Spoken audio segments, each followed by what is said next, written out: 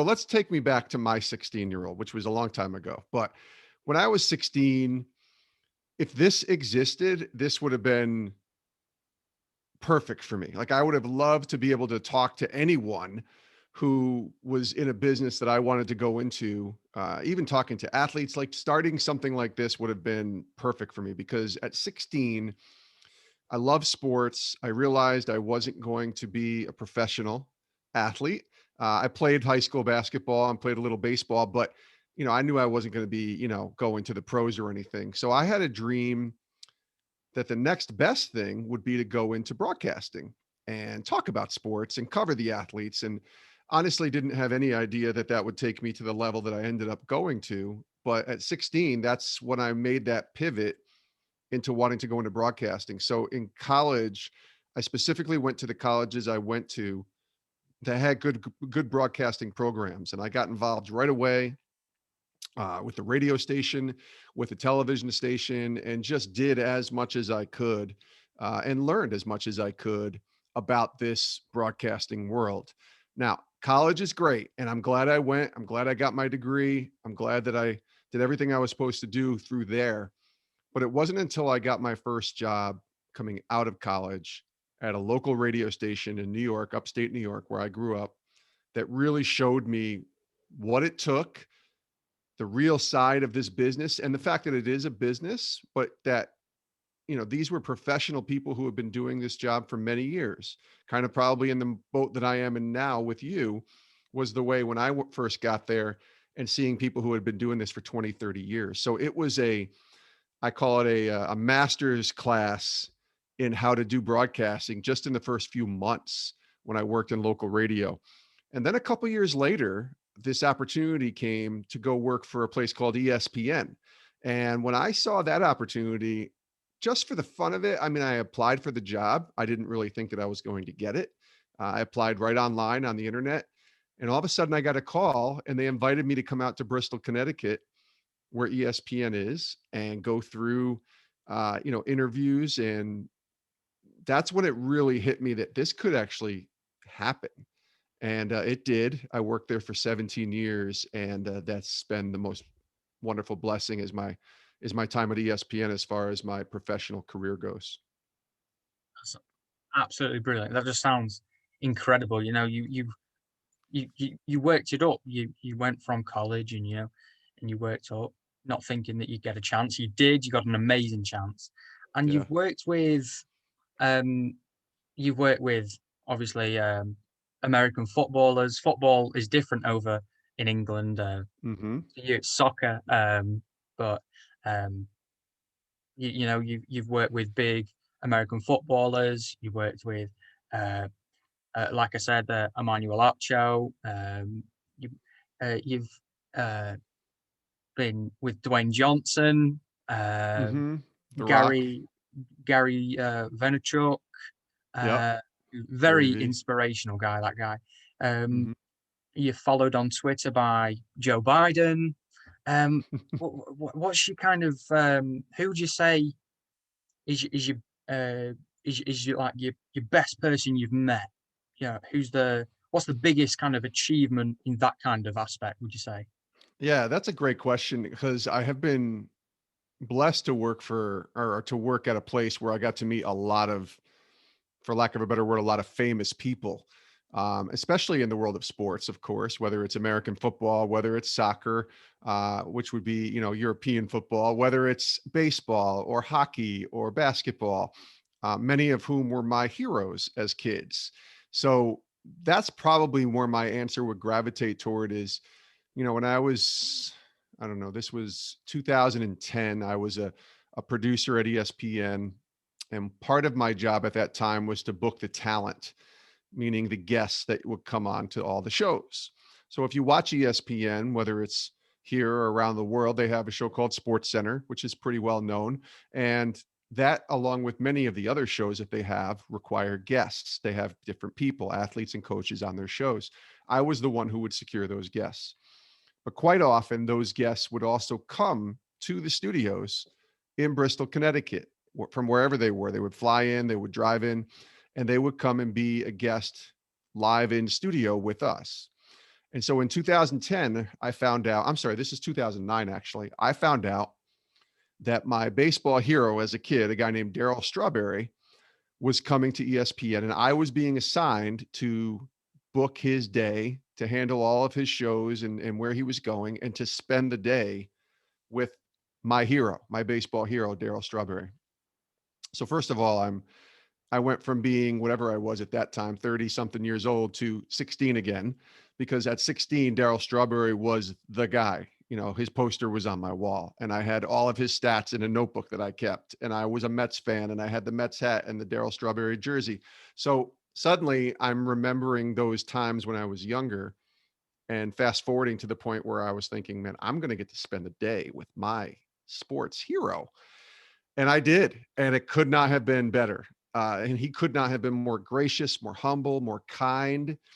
And the fact that he came by himself, which Connor, you may or may not know this, but many of these athletes, when they come to ESPN or do anything, they have a little bit of an entourage with them. When Dwayne Johnson came to ESPN and I spent the day with him, he had an entourage of about 5 or 6 different people, whether they're assistants or agents or producers, people that worked for him that were there with him.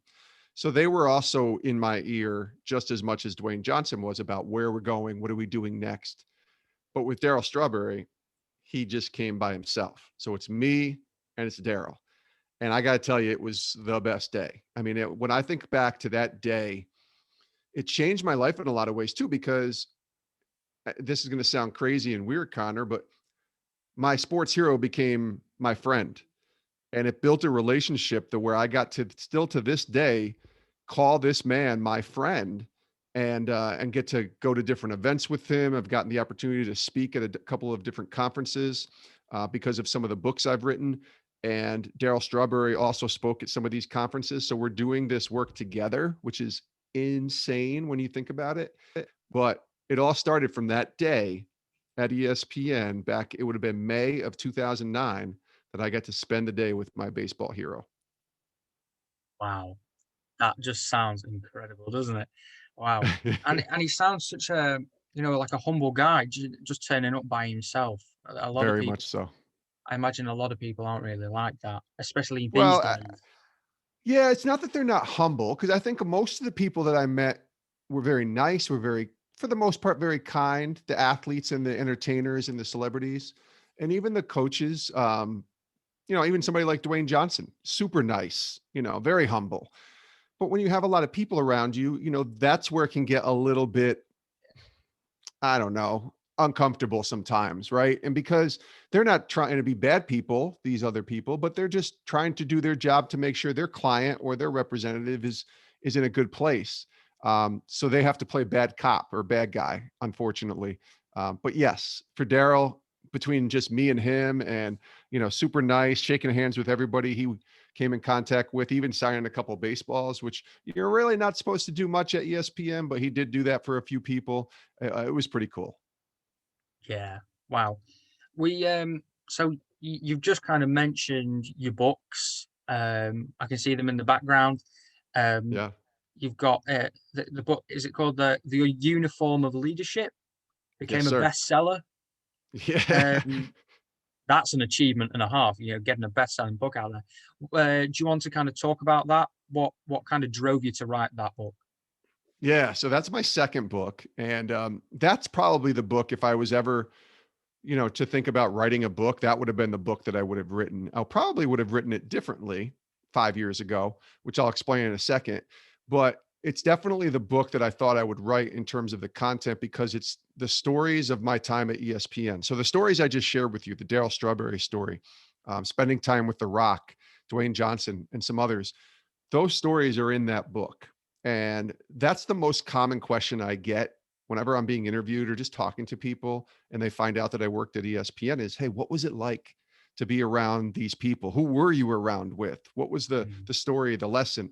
So I've told those stories in a lot of ways to a lot of different people, but never sort of in a public way where everybody could hear them or read about them.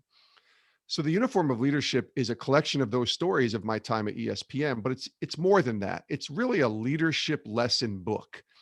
So these are stories that I spent with different people in the sports world and outside the sports world, But I wanted to write it in a way where if you read it, Connor, and I believe anyone who reads it, they would not just be entertained by the stories, but they would be able to apply some of those leadership principles into their life. Principles of serving, of caring for others, of being others focused, of being humble, like you said, of being filled with faith, things like that. So you be able to read this, Connor, and be like, yeah, I want to be instilling some of these leadership lessons into my life so that I can go be a better leader in my sphere of influence when I go to university, when I go to college, when I get out of college and start my career. How can I be a better leader? So that's what this book is about. The uniform of leadership is the proverbial uniform that you put on every day. So we wake up every day and we all have a choice. Are we going to play for ourselves or are we going to play for others first? And if you look at a uniform, most uniforms have the team name on the front and have the athlete's name on the back. And I think that's intentional. That's a real good metaphor for leadership. So as a leader, unfortunately, many of us play for the name on the back of the jersey first and not the name on the front. So you can look at any athlete, and if that athlete is selfish or comes across as selfish, he might be putting up a lot of great stats, but his team's not very good. You're pretty quickly realizing that he's probably playing for himself. But when you see those teams that win championships, all of those players buy in and play for the team on the front of the jersey first before the back. And honestly, that's what a really great leader is about. It's about others first. So wearing the uniform of leadership properly is when you wear it in a way that plays for the others, other people in your life first, and then play for yourself. There's nothing wrong with caring about yourself or playing for stats or playing for things like that, but don't do it in a way that will um, affect the team in a negative way. So that's what the uniform of leadership is about. It's why I wrote the book. And by the way, when I was your age, I hated writing. In fact, you could go back 10 years ago and I hated writing. I do not enjoy writing even to this day very much. But when the Lord opens up doors and opportunities come to write books and to do all these things, sometimes we just got to step out of our comfort zone and say yes. And that's what happened with the writing thing. And now I have two books. It's kind of crazy. Wow. That book sounds incredible. That's really inspirational, actually, and most definitely, I'll be looking at that book. I'll be I'll be getting on Amazon straight away. I love it. Um, you When I was doing a bit of research, it was kind of said that you you felt like you had a calling. Something happened. Now, please correct me, if I'm wrong, but um, you said some. It was to do with God. Hmm. Do you want to kind of talk about that a Sure. little bit? Sure. So, I am not now currently not working with ESPN. So I get a lot of questions about, well, what happened there? Why would you leave a place like ESPN, a great place where you get to work with all these famous people and, Walt Disney company owns ESPN. So you get all of these Disney benefits. Why would you leave that? And the answer was, I didn't want to leave it. But about 3.5 years ago, you mentioned that word calling. And I think that's what happened with me. Every person I think in this world has a calling on their life. What are they destined to do? Where are they destined to end up? And sometimes we can dream about that calling, we can see clearly the path that we're supposed to go on, and we end up on that calling. But for a lot of other people, sometimes it's just kind of trying some things out and stepping into some places that maybe you weren't normally going to step into, and suddenly the calling kind of hits you in the face, right? I call this in a lot of ways the sweet spot. And Connor, you'll learn this as you get older too. The sweet spot is what you're passionate about, and it aligns and intersects with what you're good at. Okay. So, what are you good at? What's your talent? And then what are you passionate about? What do you just, what gets you, when you wake up every day, what are you on fire for? When I was 16, my passion was sports. Now, I wasn't necessarily good at playing, but I had to find out what I was good at as I went along. And so that broadcasting thing was where I got my, you know, sort of tutelage and lessons. And that's where I found out, well, I'm pretty good at this behind the scenes producer thing. And so the producer in me, which was pretty good, and I had to learn to get better and then intersect that with my passion. And now you hit the sweet spot. right? That sweet spot. And not every single one of us hits that sweet spot often. A lot of people will find what they're passionate about, but they can't figure out how to hone that passion into something that becomes a job. And then there's others who are in jobs, very well paying jobs, but it's not what they're passionate about. They're just kind of doing it to make money. And there's nothing wrong with that either. We have to, take care of our families and we have to put food on the table. But when you can find the sweet spot, that's when things start to happen. And for me, I felt like I found that sweet spot for 17 years at ESPN, but that sweet spot often can change too. It can evolve. The passion part more than what you're good at. Now, certainly what you're good at can evolve too. I would have laughed at you 10 years ago if you told me I would have two books right now. If 6-year-old Connor said, "Hey, Mr. Jason, guess what? You're going to have two books in 10 years." And I would have said, "You're a crazy 6-year-old Connor." But 16-year-old Connor's talking to me now and saying, "You got two books." And so that's something that I didn't plan on doing. And it's not even something that I really desired or pursued to do. But once we started stepping into those areas, as I talked about earlier, that were a little uncomfortable, maybe not sure where it's going, I realized that maybe I'm not the best writer, but I do have a story to tell. And so I'll tell my story. And if anybody wants to read it, great. So at 2016 or so, the opportunity to write my first book, Live to Forgive, came about. But then another opportunity, you talked about calling, another opportunity to leave ESPN and go sort of start up a new ministry or a new media company called Sports Spectrum came about. Now, this company had actually been around for a long time, Sports Spectrum, but they were kind of, you know, on the downward path as far as where they were trying to reach as many people as they could. So they were acquired by new bosses, and the new bosses and I had a relationship. And his name is Steve, who's now my boss. Steve calls me and he says, "Jason, I have this opportunity and I think you'd be perfect for it to come and work with us at Sports Spectrum. You would host a podcast," which I love doing, by the way. It's my favorite thing now. "You would produce and host a podcast. You would help run our website and help coordinate our magazine as we continue to tell stories of sports. But here's the catch. You want to talk about calling. It's not only telling the stories of sports, but it's telling the stories of sports and faith.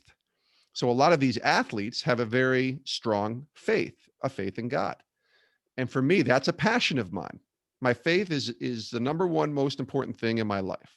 It is, along with my family, along with my wife and my daughter, of course, and then my job, and then my time at ESPN and all these other things. But my faith is the number one thing in my life. So that's a passion, right?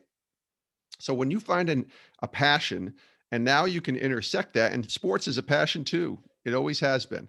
So when you put those two things together and you're asking me to do the things that I've done for 20 years, as far as producing, hosting, broadcasting, I know how to do that. And hopefully I was pretty good at it. I don't know if I'm great at it, but I think I know how to do that because I did it for a long time. Now you're bringing me into a new sweet spot. And this opportunity, listen, it was a hard decision, Connor, because I took a very large pay cut. I was leaving a place like ESPN with all the comforts and all the benefits to work for a very small organization with 15 people. That's 1 5 for those that are listening. And I'm working from home and I'm doing a lot more traveling. So my life was going to look a lot different. Although I was doing a lot of the same work, it was going to look a lot different if I left ESPN. But I just felt like you said that call was on my life to make this decision at the point in my life that was right. I don't think if I was in my 20s or even in my 30s that I would have probably made this decision. But at 42, I think I was a couple years ago, that was the time to at least consider it if I was going to do it. Because I think then if I got into my 50s and 60s, like I'm so old at that point, like forget it. I'm not making that decision. I'm just staying where I am because it's comfortable. But in my 40s, when I was right around the halfway point, maybe halftime of life, I just felt like that was the time to make that decision and follow that call. And that's what I did. That's a I think that's a very fair way of looking at it. You know, if you get this kind of feeling, if you get this opportunity based on your passions, then I think it's important you've got to go for it. If Mhm. you need, if you can feel something in your head, in your heart, telling you to go and do something, why not do it then? You know, and that's exactly what you've done, really, isn't it? Well, Connor, it is, but I will say this too. I'm very careful to say everybody should just say yes to everything because that's not really a smart move. When I said yes and left ESPN, it was a 2-year process. 2 years. So there was, and I use that word process because it's a very important word. I spent a lot of time talking to a lot of what I call wise counsel, people in my life who I trust, people who are older than me, some people that were younger than me, and just bringing this to them, this idea, this thought. Then the opportunity came and I went to those same people. Hey, this opportunity came. Do you think this is crazy what I'm doing? Am I completely nuts here? So it's important whenever you make a decision, yes, make that decision if you feel like it's the right move, but it's also very wise to seek people in your life and maybe even people not in your life that you just want to, you know, reach out to and say, I'm thinking about doing this. Does this sound off to you or does this sound okay and right? Because if it sounds off and a lot of people are telling you, dude, don't do this, this is a bad idea, then it probably is if you have enough people. And sometimes we can't see past our own little thoughts and processes, right? We need some people to kind of wake us up and show us the full picture here.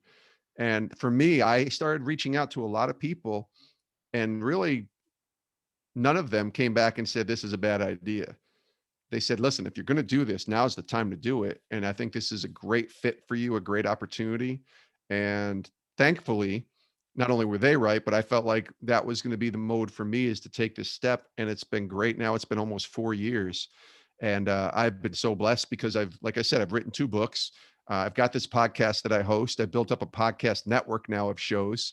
And the podcast that I host has had over 2 million downloads. It's just insane to think that people would actually listen to my voice for 30 minutes each day or every other day talking to athletes. But it's really not about me. And that's the real big message I want to get across. And I think you know this in talking to me so far, Connor, is it's not about me. It's not anything that I've done. It's what God has blessed me with. And it's about everybody else who's I've, come in contact with in my life that's helped me along in this journey, allowed me to.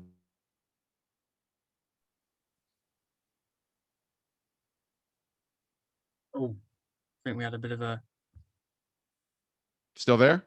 Yeah, we just paused for a second. No Uh, problem. oh, well, that we're on back now, so it doesn't really matter. But um, Okay. so I think I'm just curious. Uh, Somebody who believes in God, like Hmm. yourself, what would you Sure. say? What would you say to somebody who doesn't? Who's trying to follow their life? Um, we live in a world where everybody's opinions are valid, people's beliefs are valid, no matter who or what they choose to do or believe in. But you, somebody who believes in God, what's your kind of message to everybody in life? I love this question, Connor. I really do, because I think a lot of people are afraid to ask a question like this because involves religion and it involves faith, and that can be very taboo. It can divide, and it has done, unfortunately, a lot of division in our world. But I love that you asked me that because, first of all, I was in a place in my life for my first 27 years where I didn't have a faith. I didn't really. I believed, maybe I believed in a God or God, but I didn't believe in a way that I do now. So I've been there and I know what that's like. And I think that helps me because everybody's on a different path. They really are. Now, do I believe that the path that I'm on is the right path? I do. Do I believe that the faith I believe in is the faith that everybody should believe in? Of course I do. Why wouldn't I believe in it? But that doesn't mean it's my job to judge you if you believe differently. It's not my job to ridicule you or to yell at you or to say, what is wrong with you, or to scream, right? Unfortunately, a lot of people have done that and it's done more damage than good. My goal, if I was talking to somebody who said, I believe differently than you, what do you think of that? I'd be like, okay, you're okay. That's fine. It doesn't change how I feel about you. Like my job is not to love you or to care about you based on what you believe. My job is to love and care about you because you're a human being. That's it.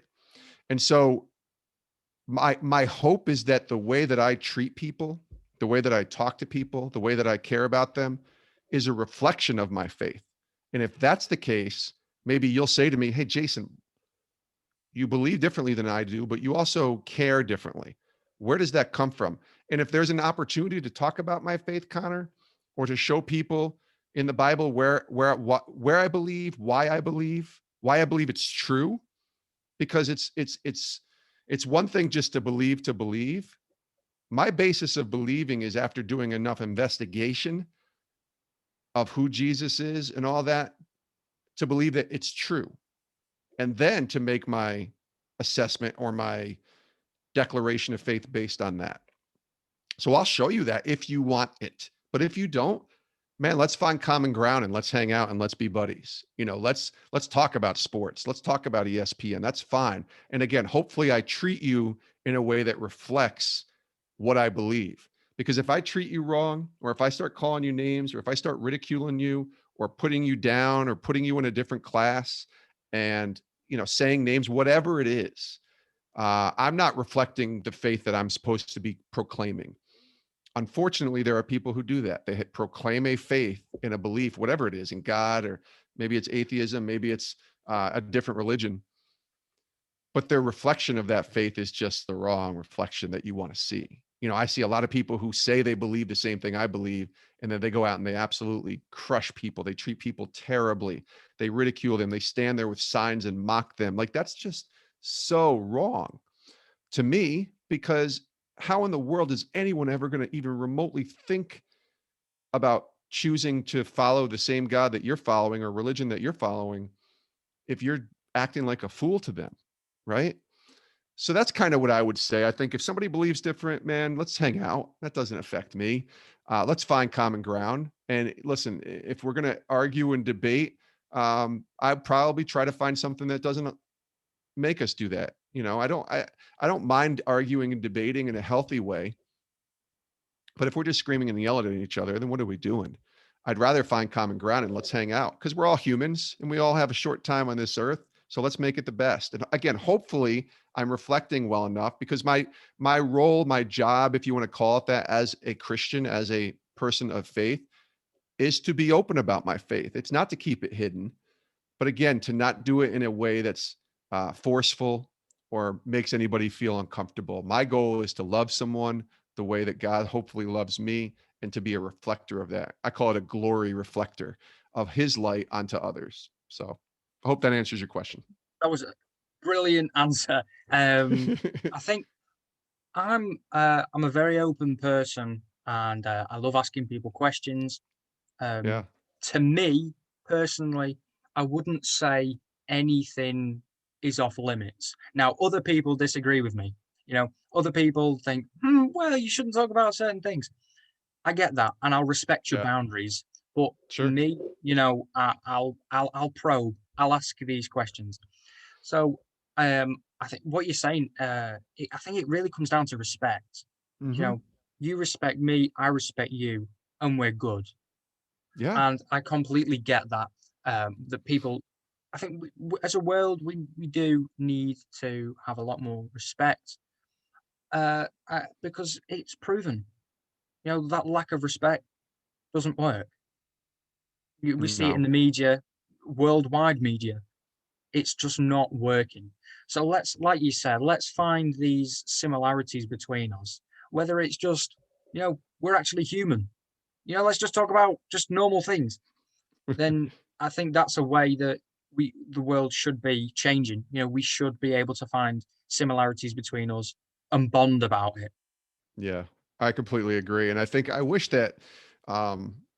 I wish that our leaders and our vocal influencers, whatever that word looks like, certainly politicians, I wish that because they speak a good game, but when it comes down to it, it really is in many ways a divisive form of power. And religion can be the same way.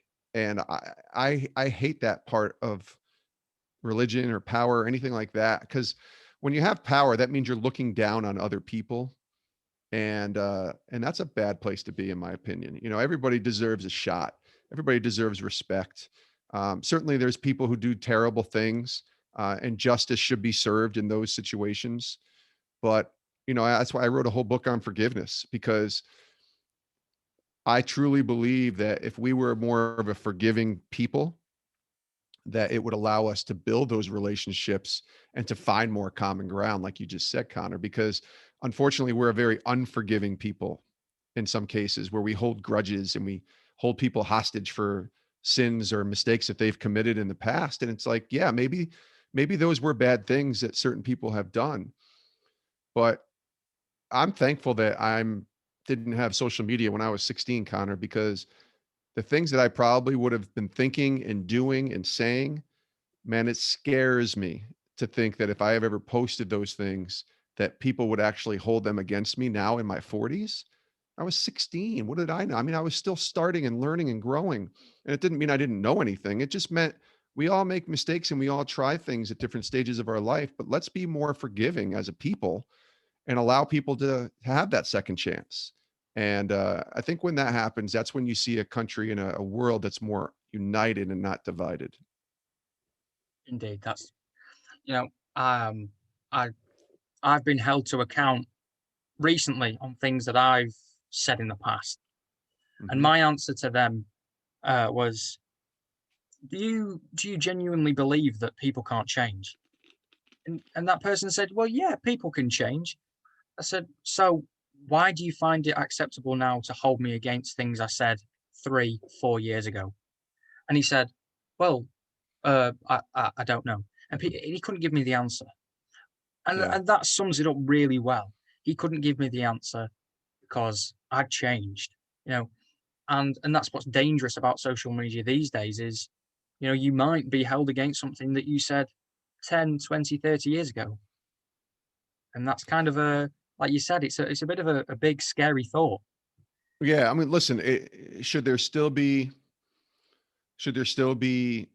consequences for your choices? Absolutely. And that's why I stress making good choices, especially to young people. You know, I have a daughter who's 16, and I think, like, I stress make good choices. Doesn't mean you can't make mistakes, but make good choices. Who you're hanging out with, the friends that you're with, where you're going, you know, doing well in school, like, make good choices for the most part. Make mistakes, but make good choices. But occasionally you're going to make bad choices. You're going to do stupid things. Hopefully you don't do the big stupid thing, right? And that happens occasionally to be held accountable. You should not pay, but you should be held accountable for your mistakes and even the words that you say. But if you're a person who's coming to me with contrition, a person who's coming to me with a humble heart, a person who's apologetic and admits their wrongs, which we don't do well in this world. But if a person comes and says, "Listen, I'm sorry. I was an idiot. I was stupid, but I'm a better version of myself now. And let's talk about right now." That's man, that's where we want to be as people. And my goodness, if somebody said to me, "Jason, remember when you did this thing at 20? Man, what a terrible person you are." And I'd be like, that was 20 plus years ago, and you're judging me now based upon that? And yes, I'm not saying I did, but, like, if there was this terrible example of this horrible thing that I did, well, hopefully I would have paid the price for 20 years. You know, people who've gone to jail, right, for doing terrible things. Those things they should be held accountable, and they go to jail and they spend their time in prison. But when they get out, let's give them a chance. Now, if they keep making the same mistakes, Connor, then they need a little kick in the butt. They need to go back to prison, probably, or you gotta wake up. And some people need to be slapped in the face a little bit, not literally, but just kind of like a wake up call. But if you're repentant and you're contrite and you're trying to get better and you're asking for forgiveness, then we should offer that and give people a second chance. Exactly that. So I understand you're a very, very busy person. Um, Yeah, so I was just kind of a final kind of question. sure. What is your goals now? what what's your reach? What's your final thing? Well, not final, hopefully not final. What's your next thing that you want to achieve? What's your goal? It's a great question. Yeah, it's different for me now at a stage in my life where I'm, not too far from 50 than was when I wasn't too far from 30. My goals when I was 30 and even 20 or 16 was to sort of climb a ladder, right? Climbing, and I call it the corporate ladder. When I got to ESPN, I was climbing the corporate ladder and trying to get the next job, trying to achieve the next promotion, make the most money I could make. And those things aren't necessarily bad in their own right. But somewhere around 40 years old, my goals changed from being Jason focused. It goes back to my book, from being me focused to being others focused. And when that light switch turned on for me, everything changed because now it became less about me and more about others and more about my faith and reflecting my faith in how I look at others, how I go about any of the work that I do, knowing that I'm doing it for a greater purpose than just trying to make more money. And so my goals now, I think, are to grow the company I'm working with, certainly, and to reach more people, to get our message across, which is a message of hope and faith and love, but all talking about sports still. We get to do sports, and that's great. I certainly, from a personal perspective, just want to continue to get better. Even in my 40s, I want to be better as a podcast host. I want to be a better interviewer. The secret to being a great host, Connor? It's listening. I tell people of all stages, listen to the person you are talking to. And I'm trying to get better at that still at this age, at this stage of my life. I my family goals for my family, like I want to continue to finish well in the second half of my life. I want to be the best dad I can be to my daughter still, even at 16, she is. She's going to go to college in a couple years. I want to be the best dad I can to her. I want to be a better husband than I was the first 20 years, and I'm going to be the next 20 years. So those things, I don't think goals ever change. I just think your perspective changes when you get older to wanting to play for a greater purpose. And I do think that, a lot of the things that I cared about or worried about or thought were really big things when I was 20 or 30, in the grand scheme of things, looking where I am now, they're really not that big a deal. I'm healthy. I have a family who's healthy. I have a roof to live under. I have a job that I love. I have opportunities like this to talk to you, Connor, on a Zoom and technology. Like, what am I complaining about?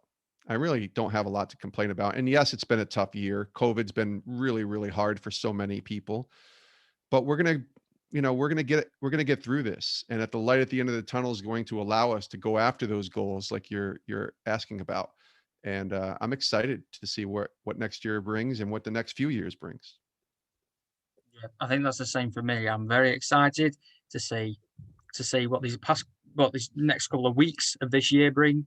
But next year is an ultimate year where I hope everybody really tries. I'm going to try really hard next year, and I hope everybody else does too. Me too. So I really do appreciate. I've taken a lot of your time, and I really do appreciate that.